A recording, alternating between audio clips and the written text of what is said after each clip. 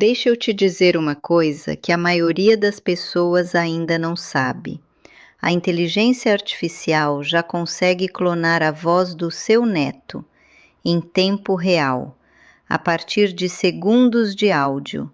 E há grupos criminosos usando essa tecnologia agora mesmo para ligar para avós e vovôs e levar embora tudo que eles economizaram. Não é teoria, não é futuro. É o que estou vendo no meu escritório toda semana. Meu nome é Fernanda Leal, sou advogada especializada em direito sucessório e proteção patrimonial de idosos há 19 anos. Escolhi essa área depois de ver minha própria avó ser excluída do inventário do meu avô por um erro de cartório que qualquer advogado teria corrigido em menos de 1 hora.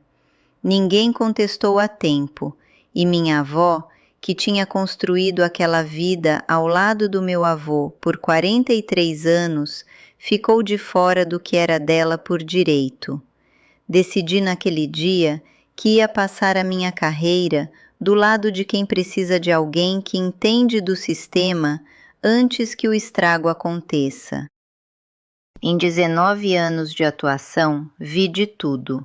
Procurações assinadas sob pressão em quarto de hospital, heranças desviadas pelo irmão que ficou como gestor do espólio, testamentos contestados na semana do velório. Mas há 2 anos surgiu uma categoria que cresce numa velocidade que nunca observei nessa profissão: o golpe da clonagem de voz por inteligência artificial. E o alvo preferencial é sempre o mesmo: a voz com economias acumuladas e amor incondicional pelo neto. O que vou revelar aqui não é para assustar você, é para que você tenha o conhecimento específico que essas pessoas contam que você não tenha quando o telefone tocar. Porque o golpe funciona exatamente enquanto a vítima não sabe que ele existe. No momento em que você entende o mecanismo, você tem uma defesa que o amor não consegue desarmar. Vou te contar sobre Dona Conceição. Ela tinha 74 anos. Tinha sido professora municipal por 32 anos. Quando aposentou, tinha R$ 73 mil guardados numa poupança que ela mantinha com disciplina desde que o marido tinha falecido 6 anos antes. Era o dinheiro que ela chamava de meu seguro, a reserva que impedia que ela precisasse pedir ajuda para o filho quando algo imprevisto acontecesse. Ela era orgulhosa dessa independência, tinha trabalhado muito por ela. O filho morava no mesmo bairro.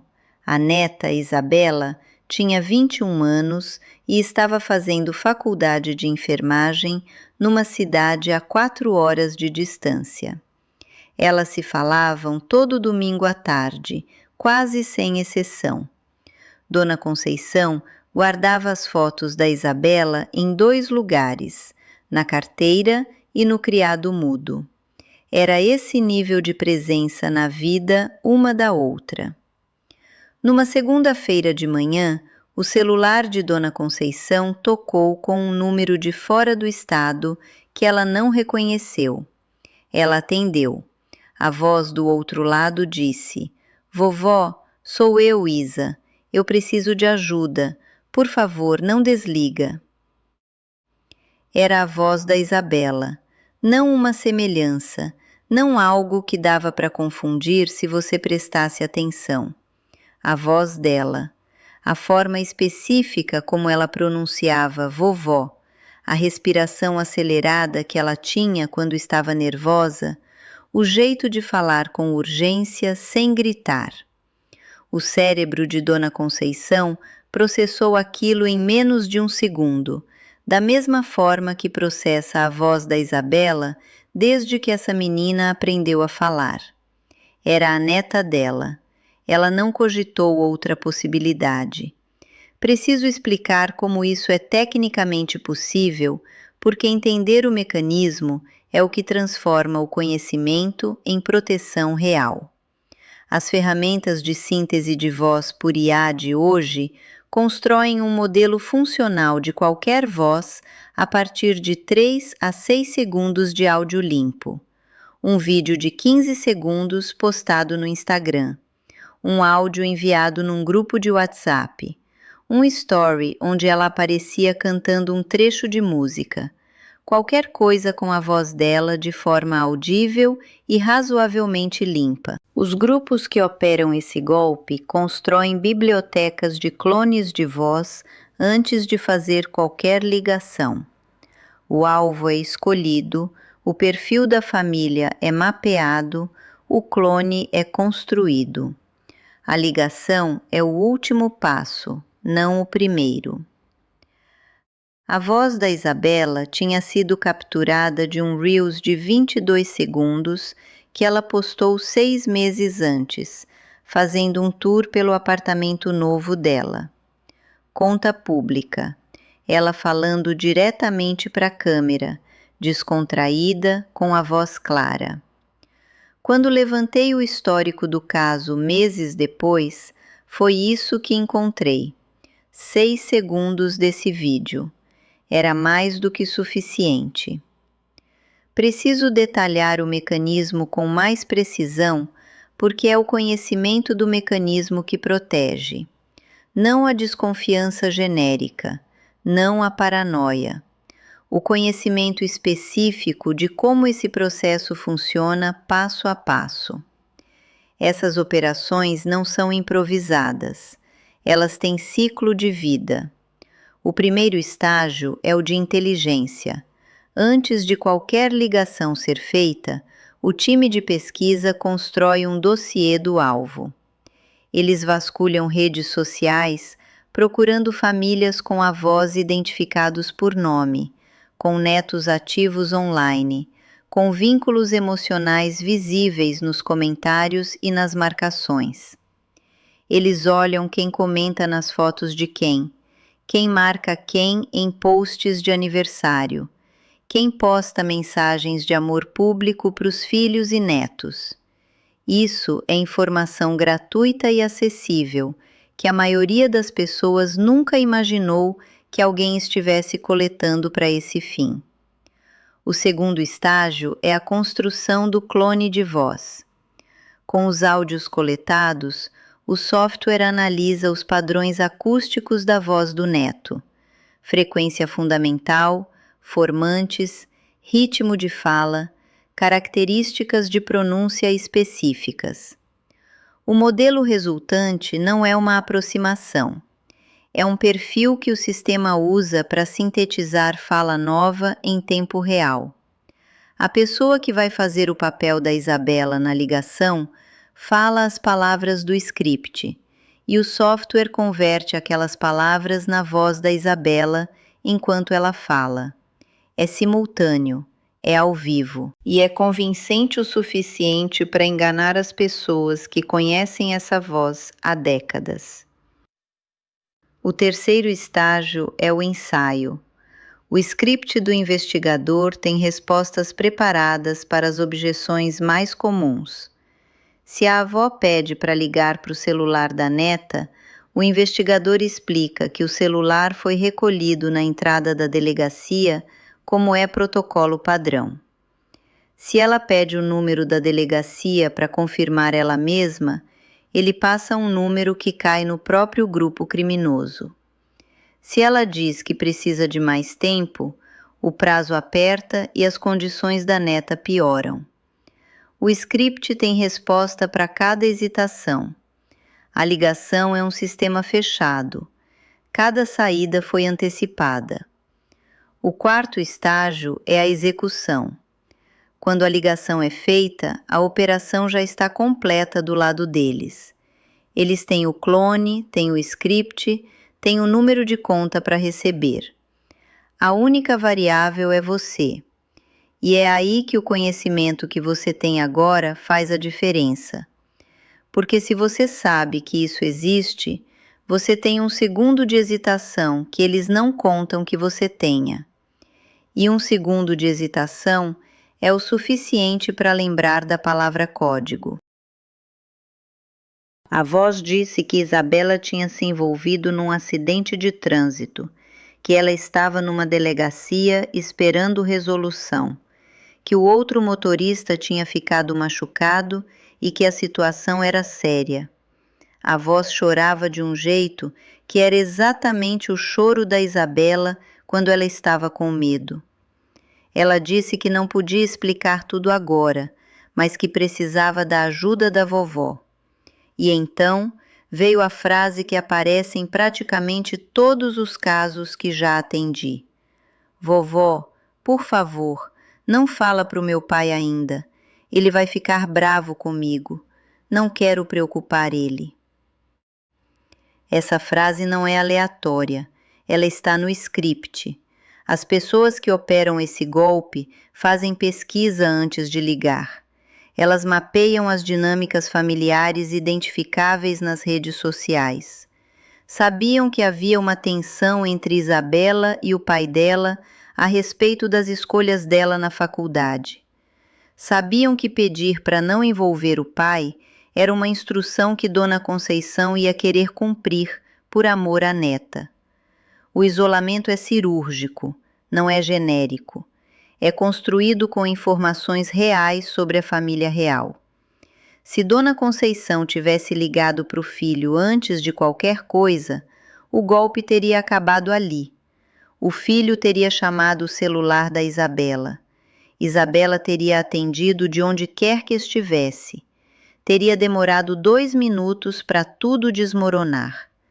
A operação inteira dependia de Dona Conceição tomando decisões sozinha, sob pressão artificial de tempo, sem ninguém por perto para interromper a narrativa que estava sendo construída ao redor dela. Uma segunda voz entrou na linha. Homem, tom calmo e profissional, linguagem de delegacia, o tipo de cadência que uma pessoa que trabalha com ocorrências todo dia usaria. Se identificou como investigador de plantão. Confirmou a situação. Disse que a fiança estava em R$52 mil. Disse que havia uma janela de tempo para regularizar antes que Isabela fosse transferida para uma unidade onde o processo seria muito mais lento e as condições piores. Dona Conceição disse que não tinha esse valor disponível de imediato. O investigador disse que tudo bem, que havia um despachante especializado que trabalhava com a delegacia regularmente e poderia orientar ela no processo. Transferiu a ligação. O terceiro homem era solícito, paciente, explicava cada passo com clareza. Tinha nome de empresa. Explicou que a transferência via Pix ia aparecer. Disse o que ela deveria falar no banco, caso fosse pessoalmente, ou o que deveria usar como descrição na transferência. Disse para descrever como pagamento de prestação de serviço doméstico. Disse que mencionar questão judicial podia acionar protocolos do banco que atrasariam tudo. Disse para não mencionar o nome da neta por segurança processual. Ele estava pedindo para ela mentir no sistema bancário. E ela fez isso, porque a Isabela estava do outro lado daquela linha, com medo, precisando dela. Dona Conceição tinha sido professora por 32 anos, a vida inteira dedicada a cuidar de quem estava na sua frente. Quando alguém que ela amava estava em apuros, a resposta correta era agir. Isso não é ingenuidade, é quem ela construiu ao longo de 74 anos de vida. E essas pessoas souberam disso antes de discar o número dela. Escolheram ela por causa disso. Ela fez o Pix. Tentou ligar de volta para o número do despachante. Sem resposta. Ligou para o celular da Isabela. Isabela atendeu. Dona Conceição disse: Isa, minha filha, você tá bem? Me diz onde você tá. Isabela disse: Vovó, tô em casa estudando. O que foi? Você tá passando bem? Dona Conceição disse que tinha se confundido. Desligou. Ficou sem contar para ninguém por 4 dias. Quando o filho percebeu que algo estava errado e ficou insistindo, ela contou. O filho me ligou naquela tarde. Quando Dona Conceição sentou na minha frente, ela disse uma coisa que ficou comigo. Eu reconheci o choro dela. Isso não é coisa que você imita. Eu conheço o choro da Isabela desde bebê. Ela estava certa. Era o choro dela, reconstruído. E isso é exatamente o que eu preciso que você entenda. Se você está assistindo isso porque algo aqui parece familiar, ou porque você quer garantir que a pessoa certa na sua família vai ouvir isso antes que seja tarde, se inscreve no canal e deixa um comentário. Leio todos.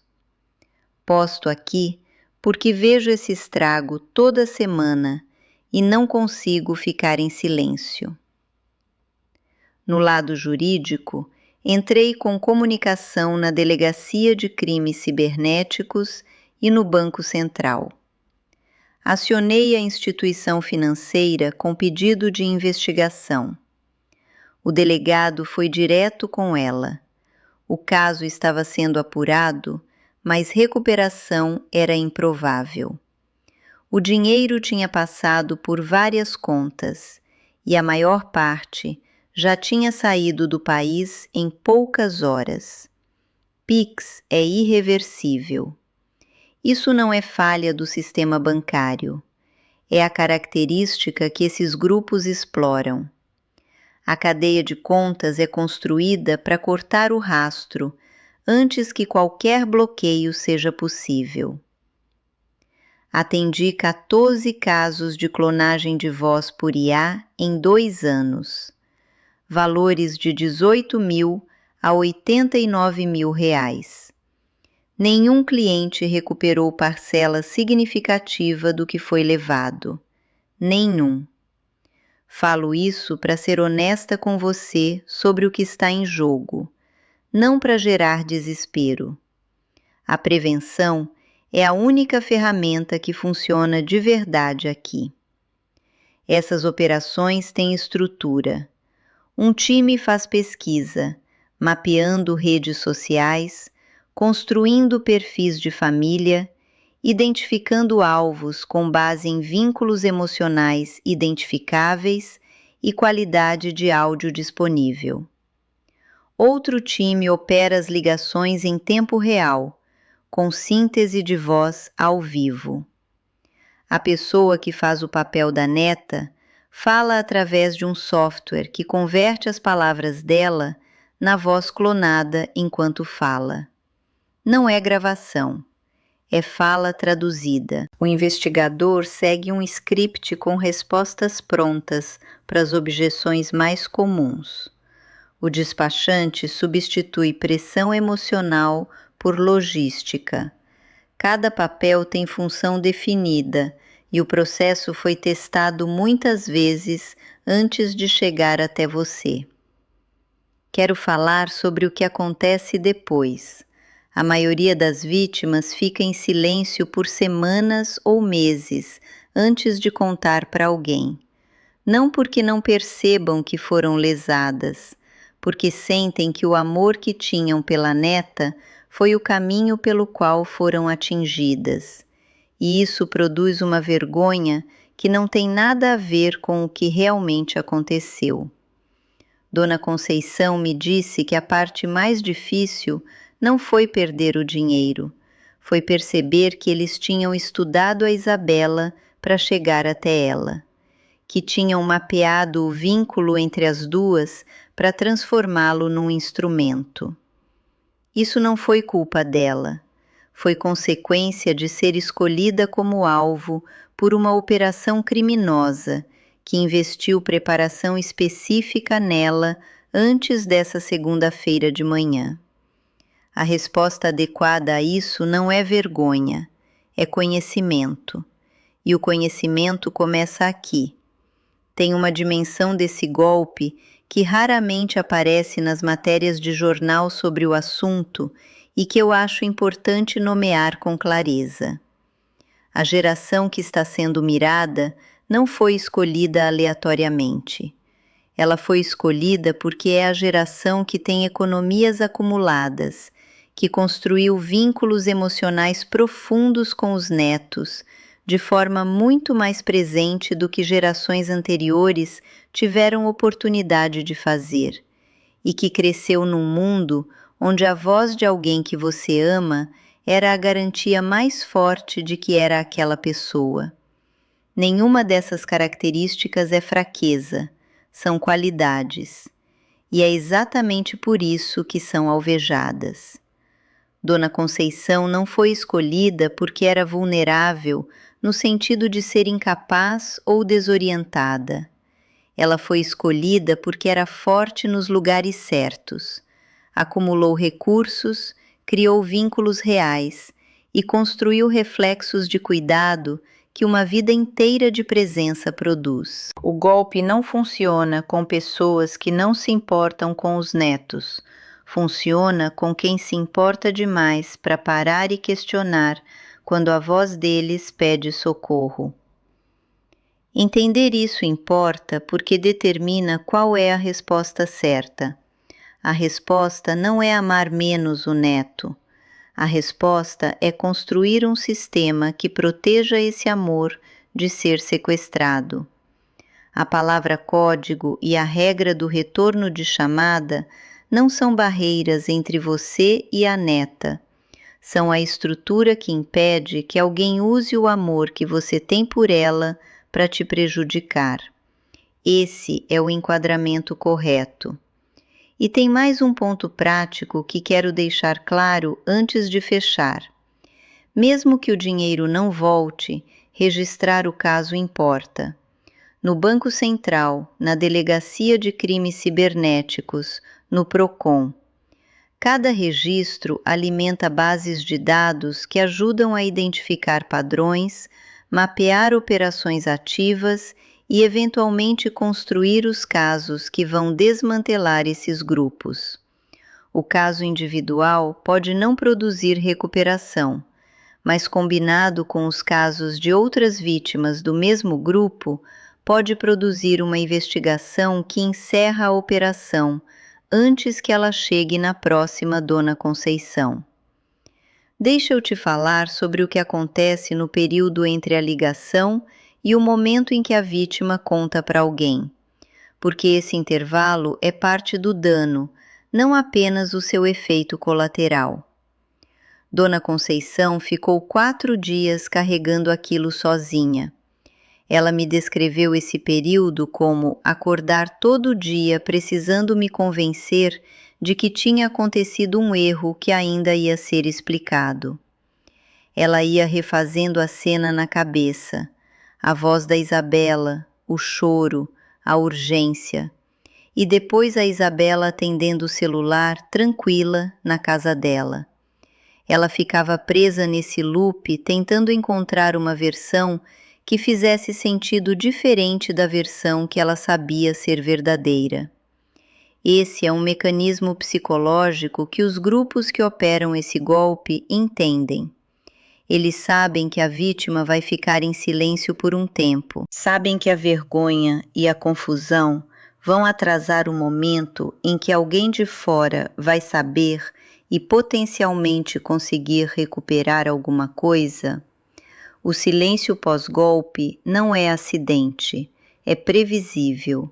E cada dia que passa nesse silêncio é um dia a mais que o dinheiro tem para seguir para onde não vai ser possível alcançar. Por isso, se você está ouvindo isso e reconhece que algo parecido aconteceu com você ou com alguém que você conhece, o mais importante agora é não manter o silêncio mais um dia. Liga para o banco, registra boletim, faz a comunicação no Banco Central.